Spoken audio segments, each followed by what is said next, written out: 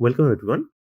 In this video, we are going to continue our study of complex functions, and this is the second part of the video.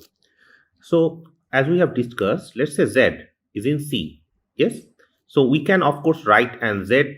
We can write it as a x component and a y component. Essentially, this is the, if you remember, the real part of z. This is what we said, and y is the imaginary part of z. Yeah.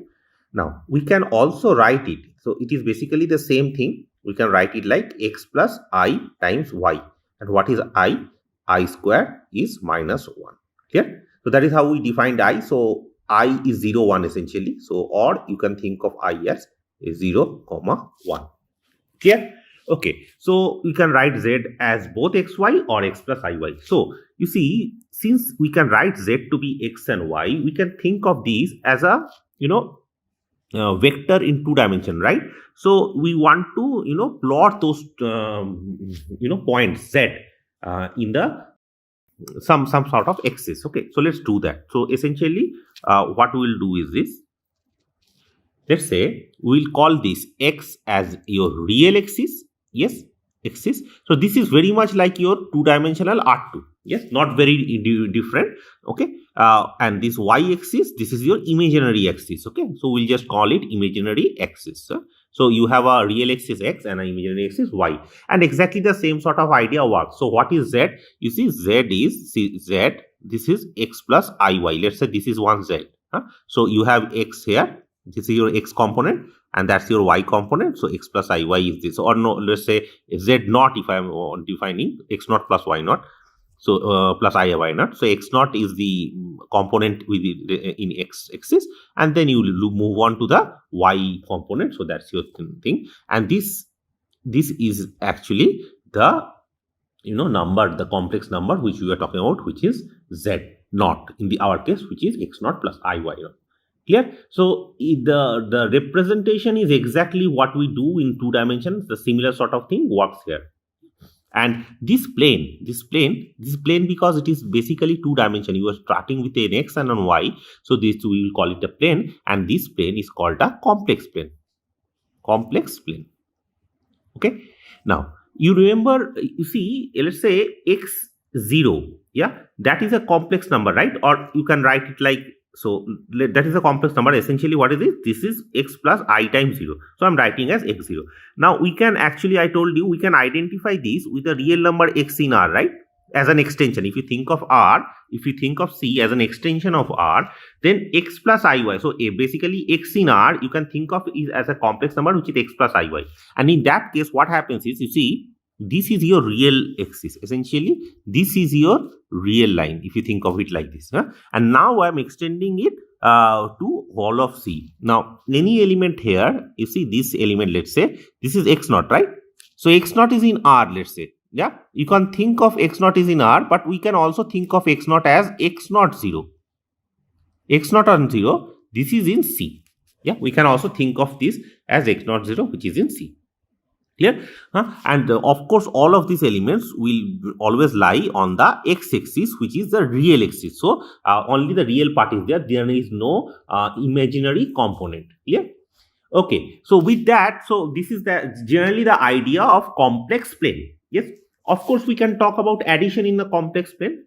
So addition in complex plane. If you remember, we talked about addition. So what is it? See, if let's say z1 and z2 are 2 complex numbers, is in C. Yeah. Then of course z1 plus z2, we know how it is defined, right? So let me define it. Let's say z1 is x1 plus iy1. Okay, and z2 is x2 plus iy2. Okay. Then x1 plus z1 plus z2 is x1 plus x2 plus I y1 plus y2. y1 plus y2, and this is again a complex number C. Yes. Now you see, I want to plot this thing. So this is very easy, right? In 2 dimension also we already know how this works. So let's say z1 is a element here, z1. Yeah, and what is it? This is essentially x1 plus iy1 or x1 y1. If you want, you can write it like this. And you have another z2, which is x2 y2. x2 y2. Okay. Now you see, this is z1. This is z2. Yes, these are the two vectors. Now the thing is, sorry, these are the two complex numbers. Now I want to add those two.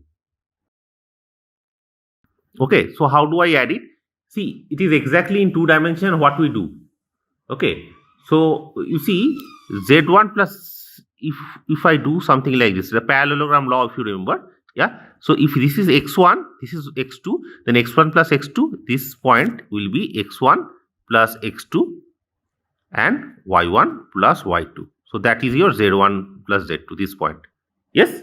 Okay, so this point is z1 plus z2. Okay, so that's your addition. So essentially, if you have a complex number here and a complex number here, the addition is exactly like the addition in the R2, because essentially what I told you, you see the R2 addition. See, as I said, complex and R2 are essentially same. Yeah, they have the same element. They have the same element. So when we one second. Yeah, okay. So they are the same element, and the operation, which is addition, if we do that operation, then what happens is that operation will exactly give me the same sort of thing which we do in R2. Okay, so let's look at something else. Okay, what about subtraction? Yeah, let's look at subtraction. Subtraction.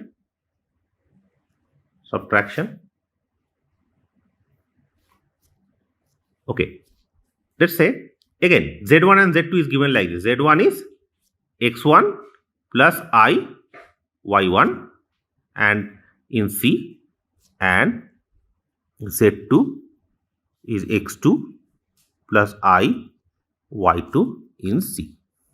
Here now, so let us again draw this. So we want to see what z1 minus z2 looks like. Yeah, we know what it looks like, right? It is x1 minus x2 plus y1 minus y2. That is algebraic part. This is also, of course, in C. And how does it look? You see, if z1 is here, z1 is here. Yeah, let's just call it z1. Yeah, some point z1. Okay, and z2 is somewhere here. Okay, so let's say this is here z2. Yeah, I want to do what? I want to find out what z1 minus z2 is. Okay, so you see, if z2 is this, then minus z2 essentially, yeah, by definition will be somewhere here minus z2, if you remember, minus z2. Okay, and the thing is this, by parallelogram law we know how to work it out. So you see, z1 minus z2 will be somewhere here, z1 minus z2. Again, it is exactly the same thing, because it is basically addition, right? So it is exactly the same thing what we do in R2. Yeah, similar sort of thing will work here.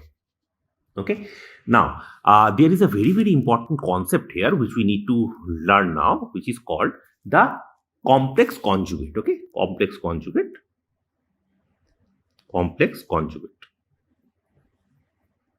See, let's say that you have a number z, yeah, and x plus yy, that is how we represent z. Yeah, that is a number in C. Now I will write z bar. Yes, z bar will be called the complex conjugate, and we can define z bar as x minus I times y, which is in C. Clear? So what exactly am I doing? Let's look at the picture here. You see, z is what? X plus I times y. This. Okay. So you see, essentially this is your x and that part is y. This is the y component. This is the y component. That's your x. This is the y component. So if z bar is x minus iy, it is essentially x and minus y. So it will be somewhere here, x minus I times y.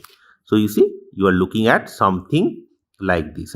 So this exact same point z, you are looking at the reflection of this point with respect to the real axis. That is what you are going to do. Yeah, if you think about it, you see, if you are reflecting this point with respect to the axis, which is the real axis, then you are going to get z bar. Clear? Okay, so geometrically speaking, this is what z bar means. It is essentially this reflection of z with respect to the x-axis. Clear? Okay. So now you see, once we define z, it is a very, very important concept, because we can define a lot of different things using this z and z bar. Okay, so see, if z and z bar is this, then if you look at z bar, yeah, so this will be x plus iy times x minus iy, clear? So that will give me, if you multiply this whole thing together, you can see, you can easily check. So this check, so this is check. This is actually going to give you x square plus y square. Yeah, you can easily check this part, that this is always true. Yeah, and moreover, you see, so please check this. Yeah, and moreover, you see, this is nothing but mod z square, right? Okay, and the thing is, this, see, the point here is I did not define this mod, so we have to define it. So let us just not talk about this thing here. I will talk about it after in the next class. Yeah, for now, z bar is nothing but x square plus y square. So see, even though z is a complex number, z bar is a complex number, the multiplication of z and z bar will give me a real number always, which is given by x square plus y square. There is no complex part. Okay, no imaginary part. Okay, so this is one property. And the second property which you have on the complex thing is you see, real part of z you can actually define. Yeah, this is nothing but half times z plus z bar. Clear? Yeah, very, very simple, right? So you take z and z bar, you add it up, divide it by 2, you are going to get the real part of z, which is basically your x, right? This is the x part. And you see, the imaginary part of z, you can also define it. How are you going to define it? It is essentially y, which is nothing but 1 by 2i z minus z bar. Here, okay? Okay, some more conditions are there. You see, if z1 and z2, they are all complex numbers, z1 plus z2 is also going to be complex number. Yeah, and you can talk about the conjugate of that thing. So what is it? See, by definition, z1 is x1 plus iy1 and z2 is x2 plus iy2. Okay, so that will, if you write it properly, it is x1 plus x2 plus iy1 plus y2. Okay, so z1 plus z2 bar is the bar of this thing, the conjugate of this thing. So this is the conjugate. So that will by definition give me x1 plus x2. This plus becomes minus y1 plus y2. That's your conjugate. Is it okay? Yeah. So you see, z1 plus z2 bar is nothing but, if you write it properly, it is basically z1 bar plus z2 bar. Okay. You see, this is x1 minus iy1 and plus x2 minus iy2, which is z1 plus z2 bar. And similarly, you can also see, so this is 1. You can also see that z1, z2 bar, this is very, very important property. z1, z2 bar is nothing but z1 bar times z2 bar. Here, okay. Another property, of course, if you interchange plus to minus, then also it holds. So z1 minus z2 bar is nothing but z1 bar minus z2 bar. Yes. Okay. And there is another property, the last one, which is the division one. Let's just do that. So the division one says that z1 by z2. Yeah, this is a defined property. I mean, element in C, right? Provided z2 is not 0. Yeah, and you can talk about the the bar of this thing, the whole thing. Yeah, the whole complex number. You can take the conjugate of this thing. What happens here? And you have guessed it right. It is going to be z1 bar by z2 bar. Okay, of course, provided z2 is not equals to 0. Z2 is a complex number. Not equals to 0 means 0 in C. Okay, so 0 is 0 plus I0. This is what? Yeah, the origin. Yeah. Okay. So that's your more or less the idea on complex plane. Okay. Now what we are going to define is, we are going to talk about something called a polar coordinate, and then we will look at z bar. So let's look at something called a polar coordinate. Okay. Polar form of complex number. Yeah, this is a very, very important concept in complex theory, and we are going to explore that part now. So what we are going to do is this. You see, generally in R2 also you have seen that we can actually talk about in terms of polar things, x and y. So here also we are going to do similar sort of thing. Yeah. So what we want to do is this. You see, we want to write. So we want to write z equals to x plus iy, okay, in the polar form. Polar form. What is the polar form? Z is r cosine theta plus I sine theta. Okay, you see where we are basically defining x to be r cosine theta and y to be r sine theta. Yeah. So once you define x to be r cosine theta and y to be r sine theta, we are essentially defining the polar form z to be r cosine theta plus I sine theta. Okay. So essentially what we are saying is every complex number z can be written in terms of r and theta. It's a new kind of coordinate if you can think of it like that. Okay. And this, what is this r? So this r will be called the absolute value. Absolute value. Yeah. If you want, you can think of it as the length of the complex number z. See, if you are given a real number, right? So whatever it is, let's say a, or from, let's say 5, or let's say -2. If I'm talking about the length of this thing, you are basically looking at the modulus of that thing. Huh? So in this case, it will be 5, it will be 2. Okay, so similar sort of thing also works here. So what we are going to do is we are going to talk about the absolute value of that particular z, which is we are going to define it as r here.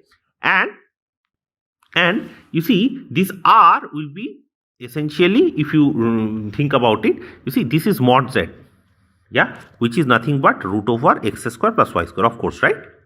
Yeah, this is exactly your R2 theory. So there is no change here. So that is nothing but, if you remember, you see x square plus y square is nothing but z bar, right? So we can replace this by z times z bar. Yes. So as I told you, you see r, so z square. So essentially this z bar, yeah, this is nothing but mod z square. Clear? So this is always true. So you see, what we did is we essentially started with r, which is x, which is r cosine theta, y, which is r sine theta, and then with that, so essentially r and theta are some number here, and then from here we can write z to be x plus iy, which is z is r cosine theta plus I sine theta. Yes. Okay. Now, of course, r can be written like this, that you understand, because x square plus y square is basically r square, so we can write all that. Okay. Now, what is mod? So geometrically, what does it mean? Let us just understand. Geometrically, mod z, yeah, this is essentially the distance. If you can think of, as I told you, it is the basically the distance between z and 0. 0 is in C. Yes. So let's say z is here, right? That's your complex plane. Z is here. So mod z is this particular length from here to here. Whatever the length is, that is the mod of z. Yes. Okay. And of course, if when I'm writing mod z1 minus z2, what I mean is essentially the distance between z1 and z2. Between z1 and z2. Is it okay? Yeah. And here, so r we have already, see, if we write x to be r cosine theta, y to be r sine theta, then r is the absolute value and it is given by mod z, which is root over x square plus y square, which is root over z bar. That is right. Okay. So r has that thing. What about theta? So what is the theta? Theta, this will be called the argument of z. Yeah. Let me put it this way. There is a small, okay. This is called the argument of z. Clear? This is called the argument of z, and we'll denote it by argument of z. So that will be your theta. We will just write it in a shorthand. We'll like this. Where you see, where is this theta? Theta, you can easily see that this is nothing but this is tan inverse y by x. Okay. So what is, geometrically speaking, what is theta? Theta is the directed angle. Okay. So from the positive x-axis, you see this is the positive x-axis, right? Oh, let me draw it properly. This is the positive x-axis, and that's your z, right? So this will be your theta. So this is the directed angle, right? I'll tell you what exactly that means. So essentially, this is the theta. What is that theta? This is the angle between the positive x-axis, positive x-axis, and this let's say this is 0, and this is this point is called A. So 0 and A, this segment. Okay, so exactly the similar sort of thing which we do in R2, exactly same sort of thing works here. Yeah. See, here in calculus, if you remember, we always measure stuff in terms of radians, and the direction is basically positive when we are going in a counterclockwise direction. Why direction is required? See, if a point is here, let's say Z, yeah, if I measure from here to here, the angle, what is the angle? Let's say this is theta. I can start from here and I can go clockwise, right? But then I will end up with a different angle, which is pi minus theta. Okay, so you do realize there are two different ways of looking at it. So what we do is this: we are going to assign a particular direction as our positive direction, which in this case is the counterclockwise direction. Yeah, so we'll measure everything up with respect to that. Okay, right. So now there are some things, small things which we need to do. Okay, so let's say remarks. So let's say if Z equals to 0, yeah, origin Z equals to 0. So in that case, what is happening? X plus IY is equals to 0 plus I0. So it means x equals to 0 and y equals to 0. And then what happens to tan inverse y by x? You understand that is going to be undefined. So what we are going to do is this theta is undefined. Clear? Yeah, please remember that for Z equals to 0, the origin, we cannot define what the argument of origin is. So that is one point which is undefined for us. Okay. Now, see, one small detail which we need to understand is this: if theta is the let's say in this direction, if theta is the argument, theta plus 2 pi is also going to be an argument, right? Because you see, you can go start from here, you can move around and you can come back to the same this exact same thing, right? So you are going to get theta plus 2 pi. Clear? Okay, but the thing is this, and that will be similar. I mean, it's not a mistake. It's exactly the same. Okay, so you see, argument.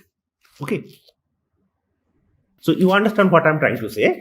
Yes, that for the same point, yeah. Although the Z, the theta, if you are looking at counterclockwise, so what I'm trying to say is this: let's say this is your Z, that's your theta. Here, let's say theta is 30 degrees, right? So if you go from here to here in this direction 30 degrees, you are going to end up here. That's fine. Now the point is this: you see, I can start from here.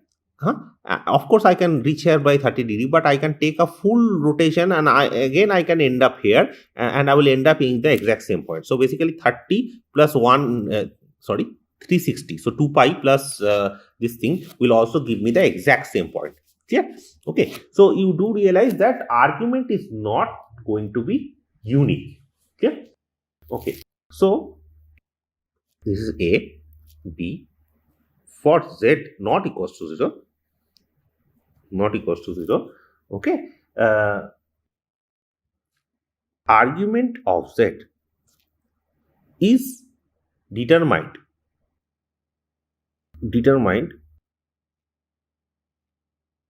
only up to integer multiples of 2 pi.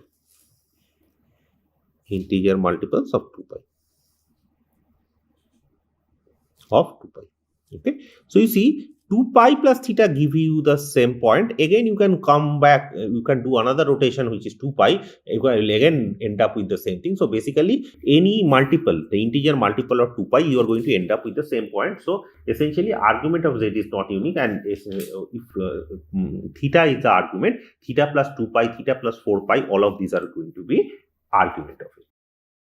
Okay, so now the point is this, but we generally want to have something which is unique, right? The unique argument. How do you get it? So what we'll do is we'll define something. So definition. What we are going to do is I'm going to define the principal argument of Z. Clear? Principal argument of z. This is called the principal argument. Principal argument of z. And how is it defined? Of z. Clear? Okay. And what is it? You see, we are always going to define the principal argument to lie between minus pi argument of z and pi. Okay. So what exactly are we trying to do here? See, z can be anywhere here, here, right? So let's say if it is somewhere here, yeah. So you see, we move from here. You take this whole pi rotation, and then take half of the rotation. You reach here. You understand? So let's say this is the point. This is the point we are interested in. So you see, the thing is, you can of course do that. But again, you can take another rotation, another rotation, another rotation. You can go on. But principal thing is this: any of these points can be, determined using between minus pi and pi. So what I am trying to say is, you see, there is many different way. Here you can take from here to here up till pi, and then you can go another pi by 2. Pi by 2 plus this thing. So 3 pi by 2 plus this angle. You can do that. And you can go up till here, no problem. So basically, you can go from 0, okay, principal argument of z and less than 2 pi. You can do that. Yeah. Or what generally in complex, this particular course, what we can do is we will do it like this. See, we start from here. Any point in the first and second quadrant, we will use it till 0 to 2 pi. You understand? Any point 0 to 2 pi. So any point between here, wherever the points are between first and second quadrant, the argument is going to be between 0 and pi. What about the third and fourth quadrant? The argument will, will do it in this way.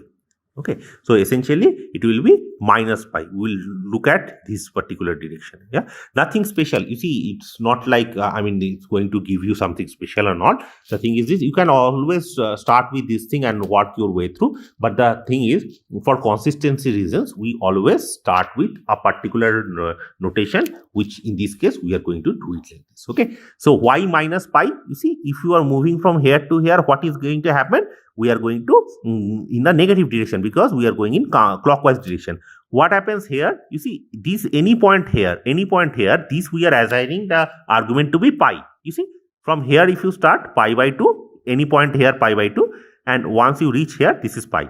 So from here, if you are reaching any point minus pi, so it will go towards minus pi, but it will never touch minus pi. So that is why this is not equals to. Clear? Because otherwise, you see, the same point here, any point here, then if we write it as equals to, then you will have pi and minus pi both as the principal argument, which is not a, which is an issue. We don't want that. We want some sort of uniqueness. Yeah. So what happens is, any point in the first quadrant, we go here this way, and any point in the second quadrant, we go. Clear? So we make it like the argument, we always think of it like minus pi and pi. You don't have to worry about it. See, you can also do it between 0 and 2 pi. Absolutely no issues. 0 closed argument and 2 pi open, or 0 open argument 2 pi closed. You can of course do that. Yes, absolutely no issues. But the thing is, in this course, I am only going to use this particular notation. Okay, because you do realize if I change the notation, you see the same point, if I have this particular notation different, the same point will have different representations in terms of what you will represent is different, what I will represent is different. Yeah, we don't want that to happen.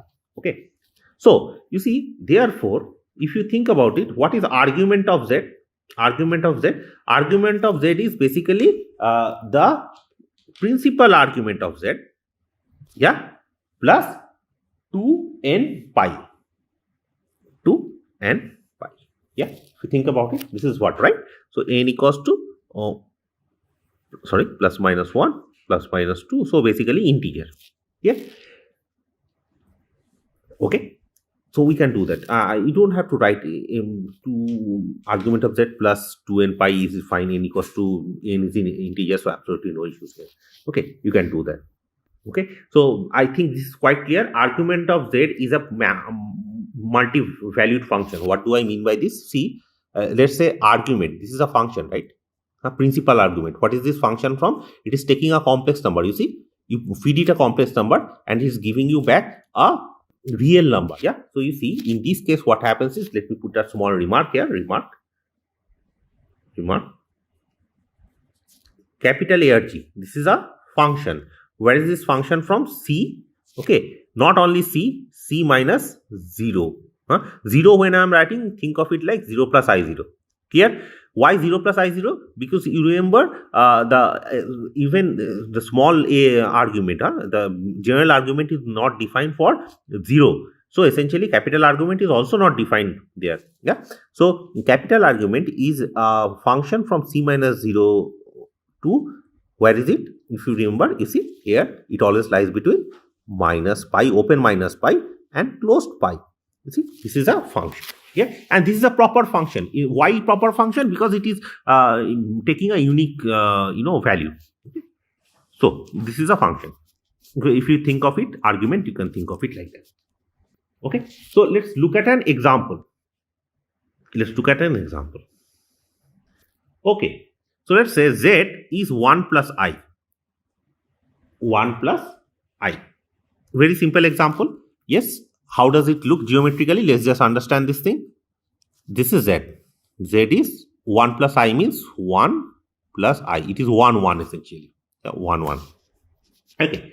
Now, what about the polar form? If you want to write down the polar form, I want to write it like R cosine theta plus R sine theta. Clear? R is the absolute value. Theta is basically your argument. Clear? Okay, now you see, I somehow have to write, so this is your x component, that's your y component. Y component is essentially 1, right? Okay, so we have to work it out. How do I do it? Of course, what is R? You know, R is root over x square plus y square, right? If you remember, we talked about it. R, where is it? Yeah, see, R is nothing but this one. Root over z bar. Z bar is x square plus y square. So R is nothing but root over x square plus y square. So it is nothing but root over x square plus y square.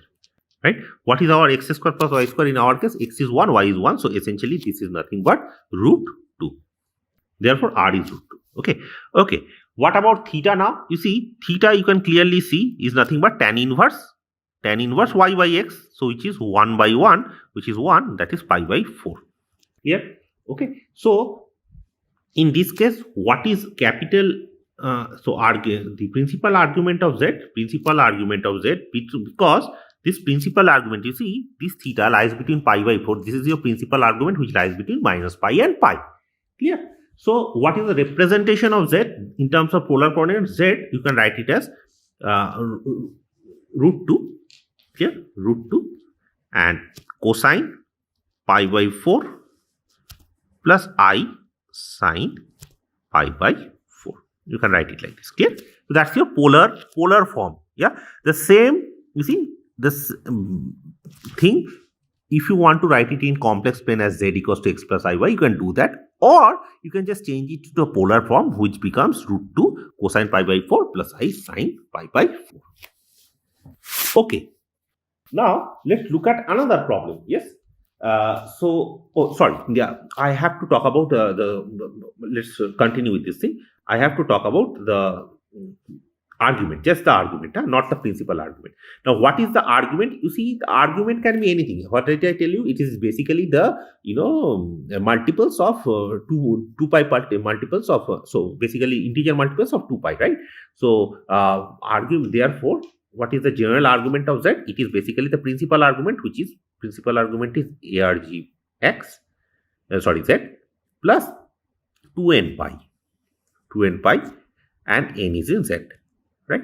So in our case, what is it? It is essentially, if you write it, it is pi by 4 plus 2n pi. Okay. Of course, n is in z. You have to write this part down. Always n is in z. Okay. Now, there is a small remark I want to add here. Remark.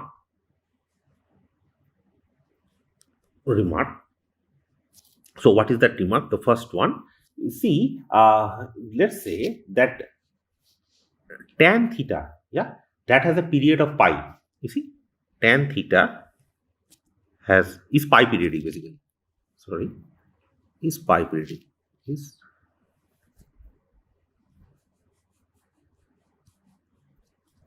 pi periodic. Okay, so you see the arguments of z. Therefore, let's say the argument of z and the argument of minus z, yeah, has same tangent. Okay, so what do I mean by this? Let's see. Let's say z is 1 plus I. Okay, so what is argument of z? Argument of 1 plus I, it is, we have already seen, it is pi by 4. Okay, which is pi by 4. Sorry, pi by 4. Okay, and you see, and if you have z, this is z1, let's say, z2 is minus 1 minus I.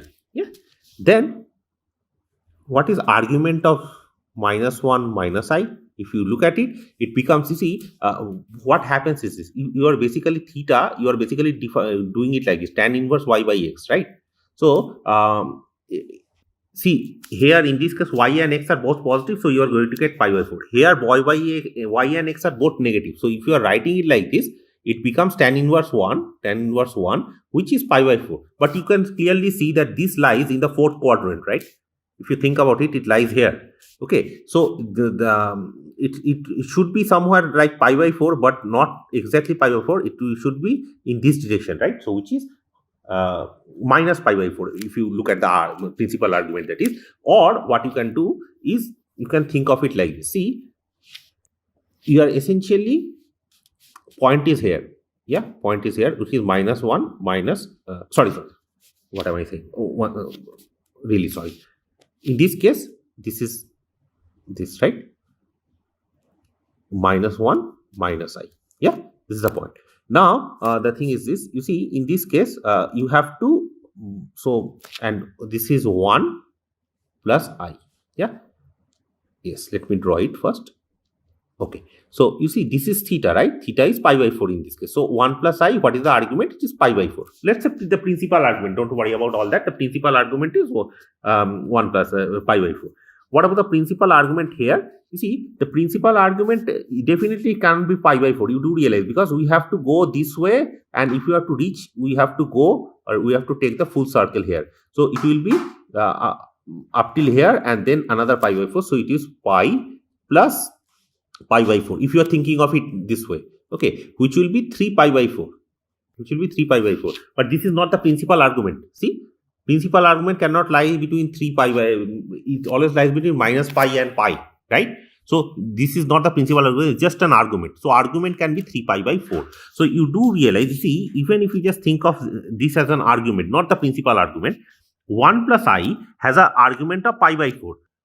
But minus 1 minus I has an argument of 3 pi by 4. Okay. But the thing is, if you are doing it like theta equals to tan inverse y by x, that sort of thing, just be careful. You don't do that like that, because otherwise you will end up with pi by 4 here, which will be a mistake. Okay. So please keep that in mind. Very, very important, this one. Yeah. Okay. So with this, I am going to end this video. Thank you.